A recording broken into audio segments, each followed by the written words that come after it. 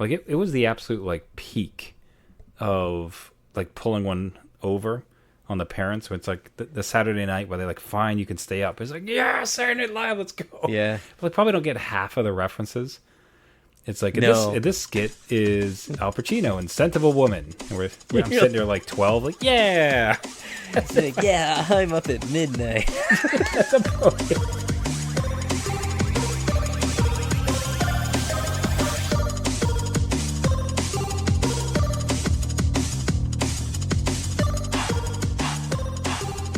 The adult beverages are poured. The kids are asleep.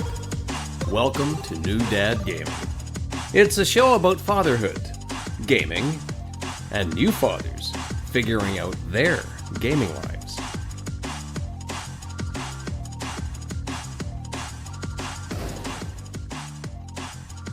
My name is Trevor, and I have a 9-year-old and a 6-year-old.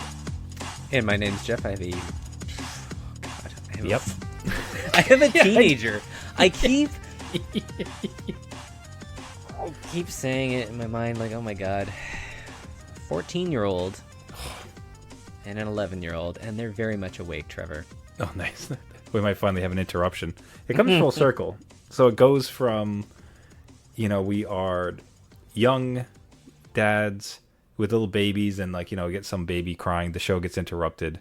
Yep. And then they calm down and they start sleeping through the night. And now it's kind of coming full circle where yours are old enough to be up late, especially in the summertime, and come bursting through the door, I don't know, needing like your credit card or something for a gaming purchase. Oh, it's probably like a password reset. Like, Dad, do you know my password? Please. The Wi-Fi's not working. I'm streaming, damn it, keep it live. Yeah. Actually, I do that too. I prioritize our show in the router because they eat up all the bandwidth, Trevor. So my livelihood can't suffer. Of course. Just sucking everything down for this show. We do appreciate it. Hey, so great to be with you here, everybody. Right off the hop, we're running down the list of topics.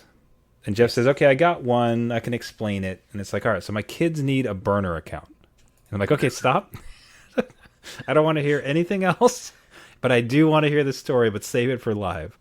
So your kid needs a burner account. What's up with that, Jeff? Yeah, so much like the subject line, it's pretty self-explanatory when you... So my phone is still reading, or at least attached to my kids' emails, just because it's like a part of the family account or whatever, and usually nothing goes through there but spam. But then this one popped up saying, hi, name of my kid. Thanks for reaching out. I would be happy to allow you to use this thing for your own project. And I'm like, what is happening? I go into the email, and I guess my 14-year-old emailed a YouTube creator who's building levels in Geometry Dash, and they wanted to use a model of what they use and like alter it, right? So they asked permission. That's cool. And they did like this diagram of their structure and my structure and the differences and the changes. I'm like, it is really well like crafted. Like, I'm surprised. Like, I don't get this level of effort during your school projects. Yeah. But the problem is that this email is really just for the family. So it has our last name, it has their first name, easily identifiable, right? And so my thought was, so when my wife and I got this email on our phones, my wife's like immediately like, oh my God, like what is this? We're going to have to talk to them. And I'm like, they really need a burner account. So they need something with a fake name, whatever it is, Kool-Aid box number 62. Go contact your YouTube creators and ask for permission, whatever you want, right? But not with your real name out there with whoever this is. And I had to look up the person. I'm like, okay, what's this guy's history? What kind of channel is it? And so I was sent down a whole homework path. Anyway, I think everybody needs a burner account. I know I started out on one before I actually got my name in an email set, but it's just one of those things that I didn't think of. Oh, that's so funny. I mean, so I appreciate the concern. I think it's probably going to be fine. I mean, the thought, if everybody could just get dox your location based purely on your email address, unless you have the wildest email address imaginable as far as like Yeah. all your personal information at gmail.com. Here's Yeah. my SIN number at gmail.com. You probably should be fine. But it's kind of I've gone down this rabbit hole a little bit, but they're not so much burners. Like what I did was to set them up with some really choice email accounts. Okay. So I have like their names like at gmail.com. Like Yep. nice emails. And like you're gonna get a job with that email. That's professional. I've set you up already. This is great. Yeah, yeah. You're good to go. Yeah. And not only that, so I'll say that first. Like it's kind of worth looking in, and I'll tell you this. I think there's a dumb Google commercial, but forgetting that for a moment, it is kind of neat to have like an email account kind of ready for your kid. I've seen some versions of it where people are like emailing that account so that when you give it to them at some point, like there's this diary of like things that have happened. I am not this organized to do it. Oh, by the yeah, way. yeah. Wow. Yeah. I haven't Yeah, done that. like no. So, yes, I somewhat like like I go in and just like backdate. It's like, yeah, this is totally what I said like when you were 2 years old. But to mention that, so kind of worth for that. The other trick I've used, and I like many people already know this trick, but I think it's worth going. So for Roblox, what I did is I needed two different email. They have different accounts, so they need different email addresses. There's a trick with Gmail that you can just have, name at gmail.com. If you do name plus sign, you can put anything after that plus sign and it still arrives to your same email address. But other places will accept it like a brand new email address. Yeah. So Okay. but that way everything's coming to me. So for both of my kids' accounts, it's name, child1 at Gmail, name child2 at plus sign, child2 at gmail.com. So now when I have to Right. deal with their accounts, I don't have to like sign into 6 different ones. Like it's all just coming right into mine. So it kind of works as a burner, but it depends on like what your Gmail setup. Unless it's like jeffmyhomeaddress.com at gmail.com. Yeah. Yeah. It's not that, but it's just, one of those things that kind of like in my brain, I'm like, oh, yeah, that's something that, I think when the internet kind of started in our lives, it was never put your name out on the internet because it's out there forever, blah, blah, blah. Meanwhile, we're doing a podcast with our names in flashing lights. So, the world has changed. I have to kind of, accept that. But I don't know if my kid is doing this from the YouTube Premium account where they have an account and it's just linked to that email where they don't get ads, right? Because they enjoy that. But now, do I have to go in and be like, are they commenting on everybody's like? Are you one of those people? Yeah, you're a troll. So it's Jeff professional email. It's Yeah. like, oh, your YouTube suck. Your geodash moves suck. Like, get a life. Yeah. It's like, dear Sarah, madam, I apologize profusely for my terrible comments. It was my child. Yeah, I'd be more hurt that they weren't commenting on our streams that go up, right? Like, throw some props to the old man. I was just okay. This is the last like kind of side tangent. We were just doing dishes before I came down to record, and my wife asked me, "It's like, hey Jeff, does Jeff's wife listen to the show?" And I'm like, I don't think so. I think my actual retort, just to be funny with her, is like probably about as much as you listen to it. Just to say, not at all. Exactly. Yes, and not at all. That's not, good. Not happy. Yeah, that's good. This is a safe dad space. Our wives are wonderful, right. by the way. Just Yes. in case they decide to listen to this episode. Moving on. I wanted to share a bit of a breakthrough that I had with Horizon Zero Dawn. So, Okay. longtime listeners remember that we put out a poll and I said, hey, here's all my backlog. What should I play? Horizon, took it by a fair margin. So, I said, yes, I will try to beat this game. That was, I don't know, 4 months ago. It was a while ago. Yeah, let's going- not count the months. It's not going great, but I'm still trying to find some time. I've started to get into a flow. I'm not kidding you that at least 3 times I booted it up, looked at the map and saw the litany of 1,000 little dots on screen and 100 things and forgot all the buttons. And I'm just like, forget it. I can't for the life of me remember what's happening. I don't want to do this. I'm out of here. Forget all this noise. We're out of here. But I returned to it, and it's like, you know what? I seem to recall enjoying it. Let's try to get into it. And the method I used, and this might actually be helpful for a gaming dad, is nonsense as it sounds, is just go that way. So get into the game and forget the map, forget the quests, forget like whatever else is on screen. Just go over there.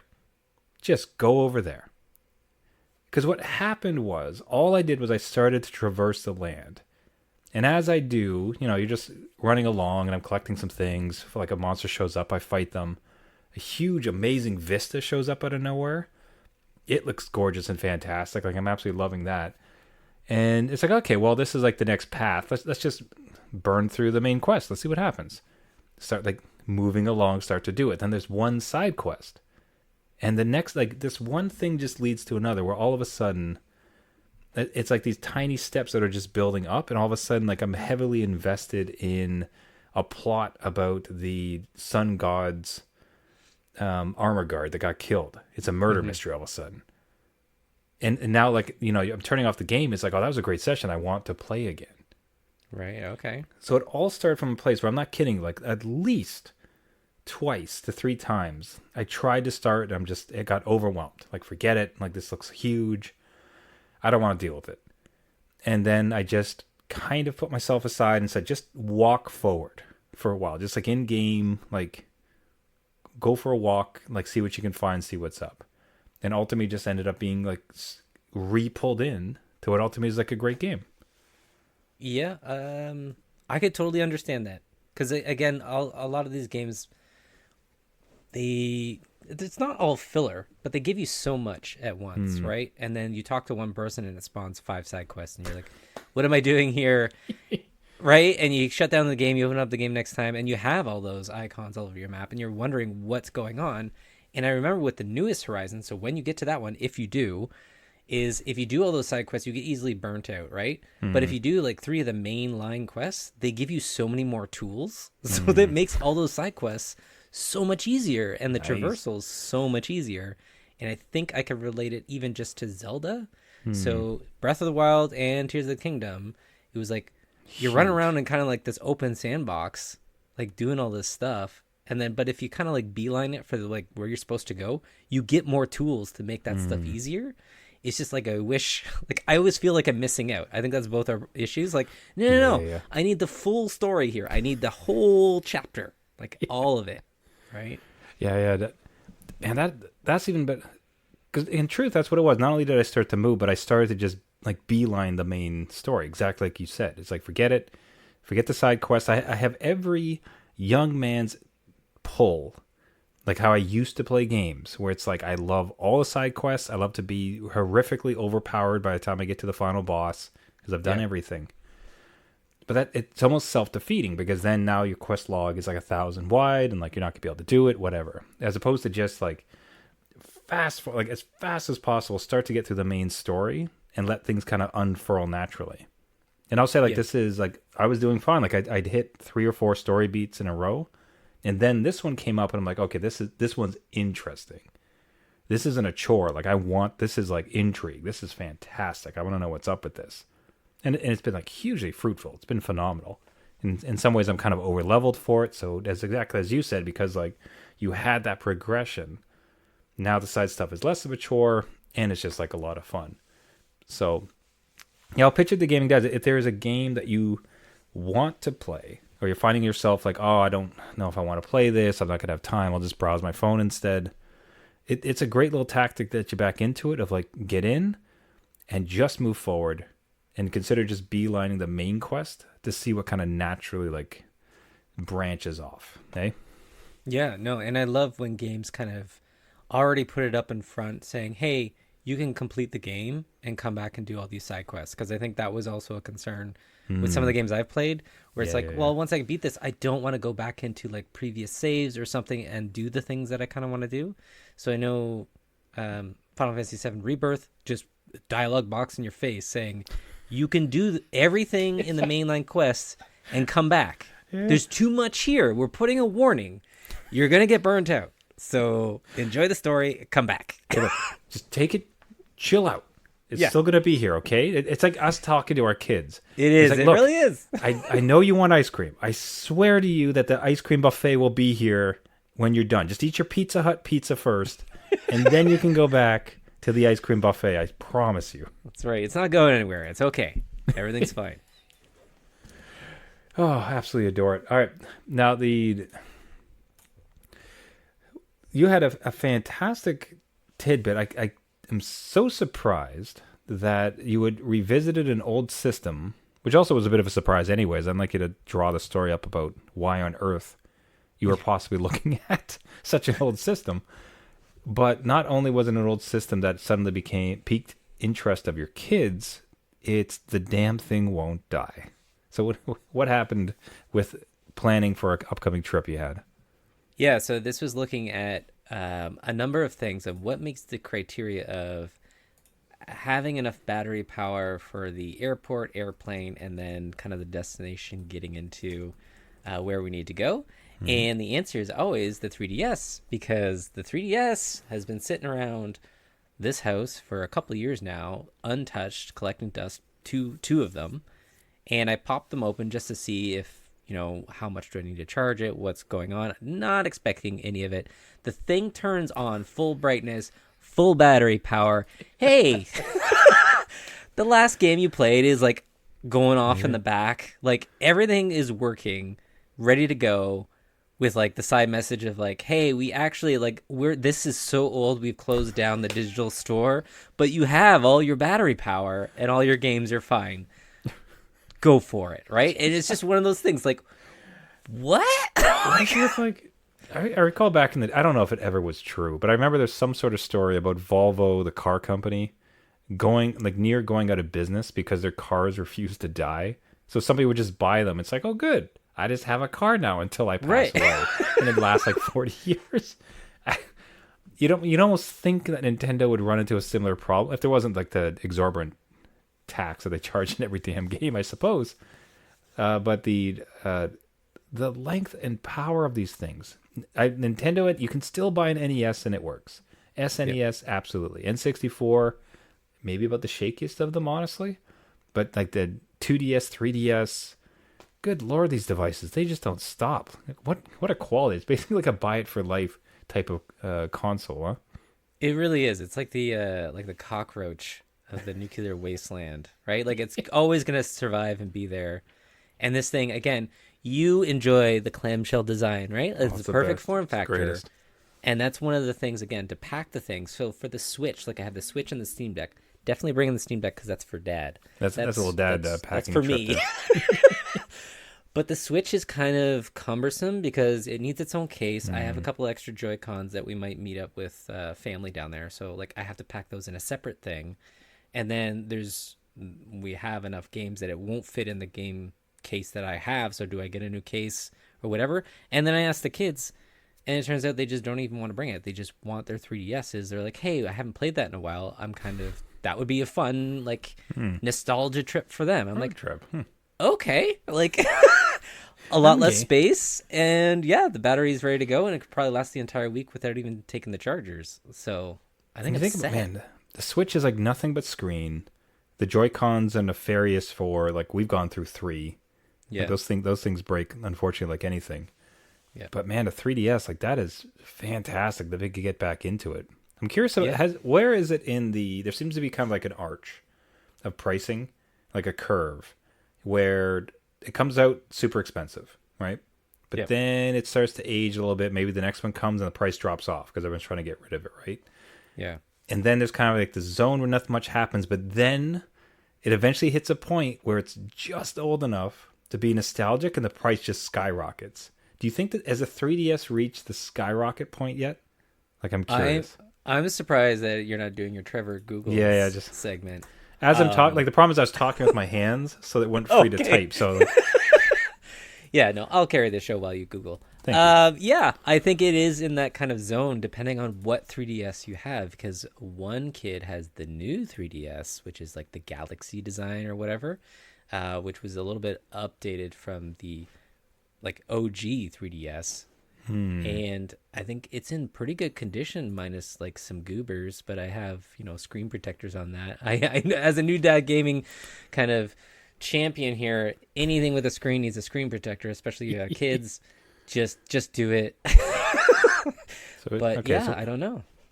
So we're looking at one. So we got a 3DS with 1, 2, 3, 4, 5, but basically just one game for 120. DS XL for 280. DS Lite Whoa. for 50.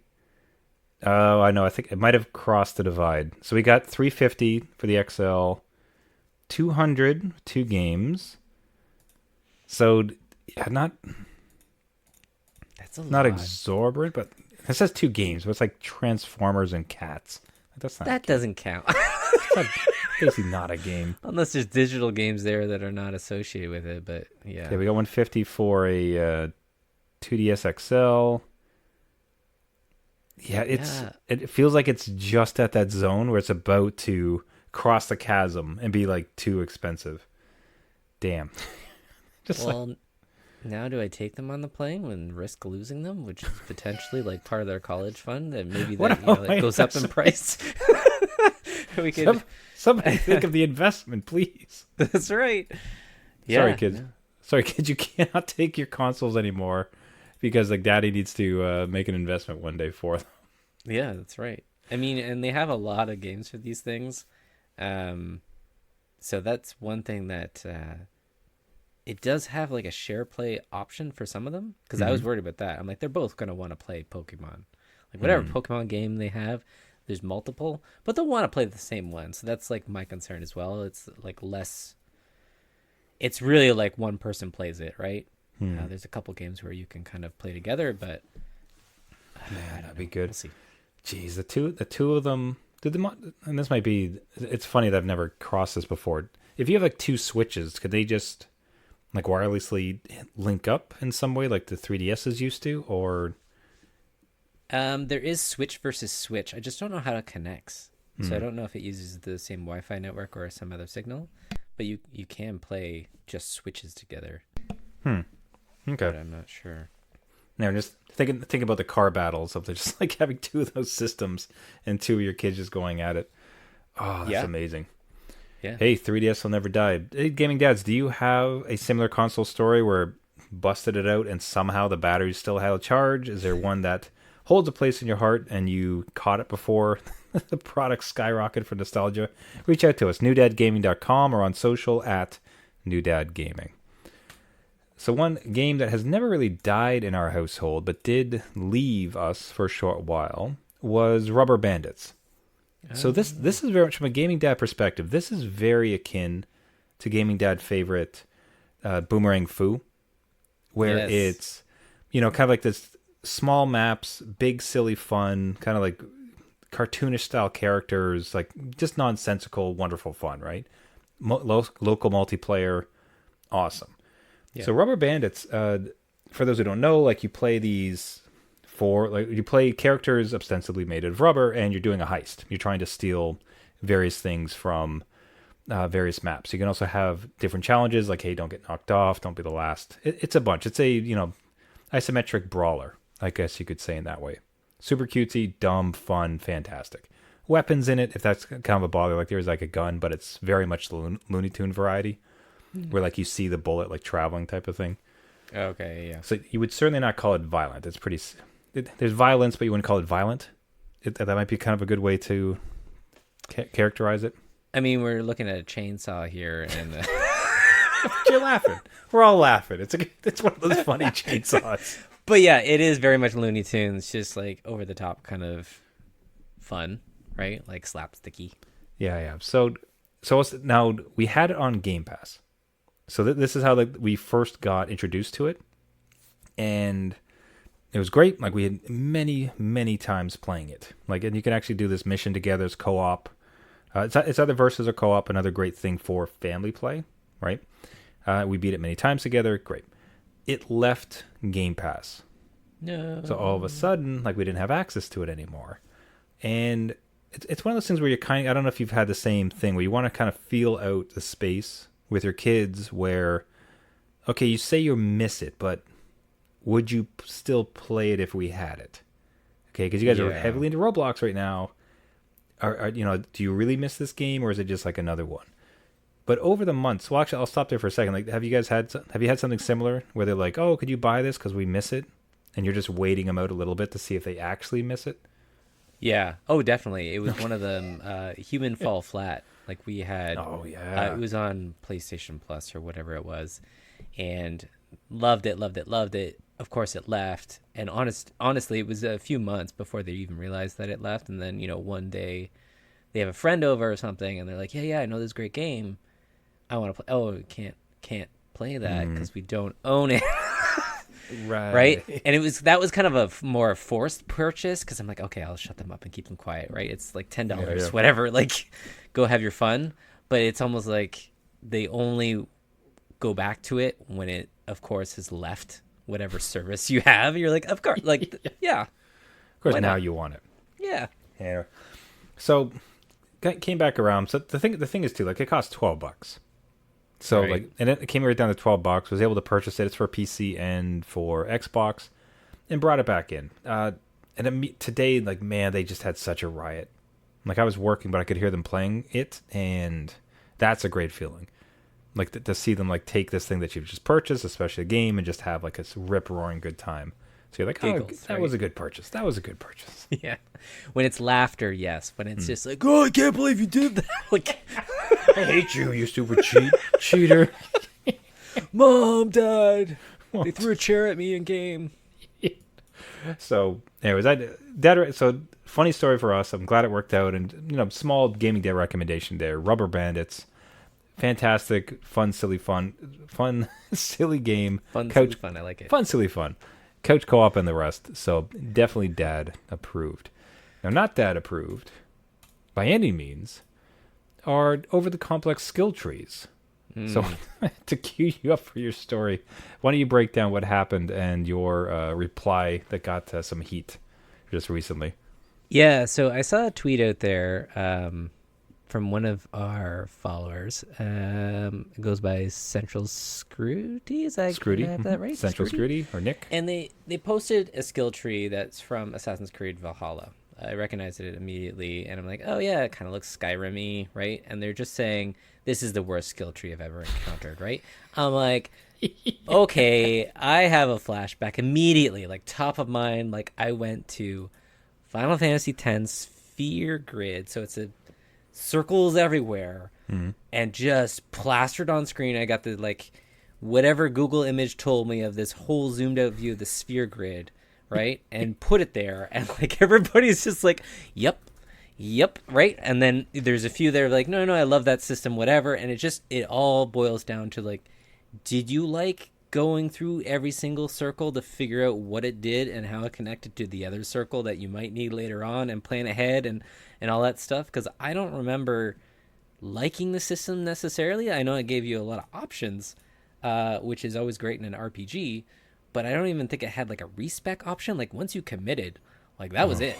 You were just done. Okay, hopefully you didn't paint yourself into a corner when you fight the end game boss. I think it was Sin or something, right? And you're like, oh, well, I guess we'll find out. I adored this game. This is one of my more favorite of the Final Fantasies, and yet, yeah. I forgot. I had completely memory hold all of this. Did you really? I don't remember.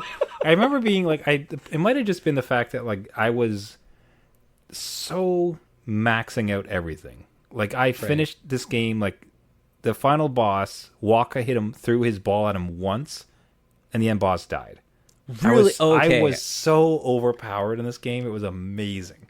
So very different from your Horizon experience, where you're just going through the main. Opposite. So I absolutely memory hold this. I had no clue that this still existed. And it's it looks like they all use the same skill tree, but man, I am so confused even just watching this. It's worth anyone who's played the game, I would encourage you to YouTube it or check out for an image. Final Fantasy X skill tree to get a sense of what we're talking about. And what is the closest you have? I would almost imagine I mentioned Assassin's Creed. I don't know if The Witcher had something similar. Not really. What is the most complicated skill tree you've been willing to mess with? Now, post kids, basically. Oh, that's a good one, because Witcher 3, you mentioned it, it had options and I did it. But it wasn't intense like this. So the one, okay, so it's not a skill tree, but it's more the materia system in Final Fantasy VII Remake and Rebirth. So that, like, you could organize and stuff, but I didn't feel like it had, even as I'm talking, Elden Ring, right? So Elden Ring, you are committed to those stats. So I take back my answer. It's Elden Ring, because you commit to those stats, and like it does affect your game, right? So if you're not pumping up the right stat, you can't use that weapon that you may get later on. So you're just kind of like set in your ways. But as soon as the game kind of introduces you like halfway through, like, hey, you can respec. It just takes this item and you can dump in the stats and play around with it to a point. It felt so much better. But that one was probably the most complicated one, because you're constantly like doing math in your head. You're like, well, if I bump this one stat up, like I could use this, but I can't use that, and then this is more effective, blah blah blah, right? But I do get flashbacks of this Sphere Grid where it's like, it's not visually represented that way, but it's doing it behind the scenes. So I don't know. Maybe it was just the format of that. So like, do you recall any game where you're like really pumped in the time to figure it out? No, absolutely not. Straight up, no. I'll say this, at this juncture, I remembered more recently I was in one of a playthrough that I was trying to get through in Final Fantasy 12. Is 12 the one with Sky Pirates? Yes. Okay. And I remember, like, I started to look at whatever they had, and it was just an immediate, like, drop out, Google, hey, what's the best skills to, like, get? Because I did not want to spend any mental effort into what was actually the best one. The one, like, what really daunted me more recently, was Diablo 4. Because the first skill tree is super linear. Just like bang, bang, bang, bang, bang. Like, what do you want? Like, to make yourself powerful. You can choose some things, not others, but ultimately it's like, out of these three, which one do you want? And you have to kind of commit to it. Okay. Right. You know, is what it is. Not a problem. But the end game stuff, like, it's this vast sprawl. It looks a little bit like this, except it's done in cubes. And these cubes, like, stack on top of each other. And depending on which ones you unlock, like, the next cube comes in. And then, like... it is buck wild. And as like a gaming dad, I almost want to stop saying that, because we have some listeners who are very good at video games and they understand these things. So it's not like, oh, you're a dad, you can't get this, you don't understand. Right, yeah. This gaming dad took one look at it and it's just like, forget it. Like, I'm out of here. Yeah, I think that's what it goes down. Like, again, you can spend a lot of time in here and have a great experience, right? Like, really customizing your character and feeling those changes in game. But sometimes I just want it, like, just choose an auto thing. Just make me auto good, thanks, to get to the next kind of area. Like, not too good where I'm just blowing through the end game bosses, but, like, you know, I want some stuff to work with, that's all. And I don't want to, like, figure out, 40 levels ago that I made a wrong turn. That's all. That's the worst. If there's any benefit to our AI future, is that at some point you'll be able to talk to some smart robot. Yeah. And have it just do it. Through. But as I said, it's one thing I got to stop doing in our conversations, because there are some dads out there that are actually really good at this. So it's not a gaming dad thing. It's like this gaming dad type of thing. And and let us know, because then we can message you. Instead of AI robots, we just message our listeners and have them guide us.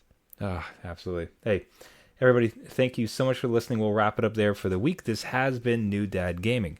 And if you like the show, what really helps us out is if you would go to any of the podcasting networks and give us a subscription and a rating or a comment. That really does help out the show, really helps boost the signal to other gaming dads. You can find us on all the major podcasting networks.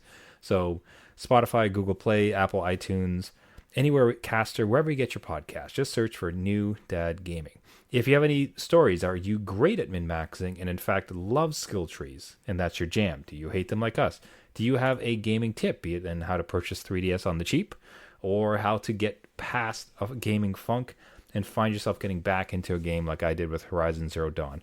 We'd love to hear from you. Let us know. Reach out to us at newdadgaming.com or any of our socials on Twitter at newdadgaming or on Twitch at New Dad Gaming Podcast. Once again, everybody, thank you so much for listening. And until next week, my name is Trevor, and I have a 9-year-old and a 6-year-old. And I'm Jeff. I have a 14-year-old and an 11-year-old, and they're filling out their skill trees. There we go. What is parenthood if not helping your children just fill out their skill trees for life? There you go. Any wrong turns, it's on them. I'm sorry. Remember, everybody, just because you became a dad Does not mean